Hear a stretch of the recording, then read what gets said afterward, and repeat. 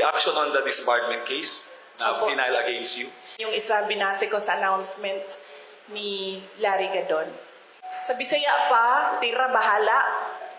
Tira bahala. Kung unsay mo dikit, maoy ko anon, may mo daog, ano ba? So, babanatan natin siya, tingnan natin dito kung saan yung tatama. Ana na siya. Last Yesterday, isa pa. Ma'am, yesterday you mentioned na isang threat sa inyo is yung pag-absorb ng PSG, now PSC, sa inyong BPSPG. But now that they are totally, taking over and replacing all your security sa PSPG ng PNP, how do you feel about it, baby? I'd like to hold comment dyan, ma'am. Kasi napapansin ko, base lang din naman sa balita, nagbabago-bago yung sinasabi nila. Hindi ko lang alam kung nasusundan ninyo. Nagbabago-bago yung sinasabi. Sabi, wala na daw ang AFP, pulis na lang. Ngayon, meron na naman daw ang AFP, pero papalitan nila at mga pulis na sabay. So, hindi sila nagpaplano ng maayos. Kaya nagbabago-bago yung sinasabi nila. Advice ko dito sa mga tao na ito, mubo muna kayo, magplano muna kayo bago kayo bumanat para hindi kayo nahuhuli na nagsisinungaling. Second to the last, Sara Tulabi of FEBC. Pag gumaganyan ba ako, na aapektuhan yung sound? Okay.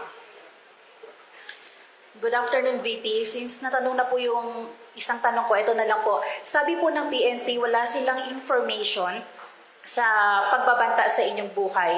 Inireport nyo lang po ba ito officially, ngunit nasabi nyo hindi ito pinansin ng mga kinauukulan? Ma'am, nakakahiya sa buong mundo na ang Philippine National Police natin, who by the way has intelligence funds, hindi alam ang mga pangyayari sa ating bansa. Nakakahiya na meron tayong police na hindi nila alam ang threats sa Vice President.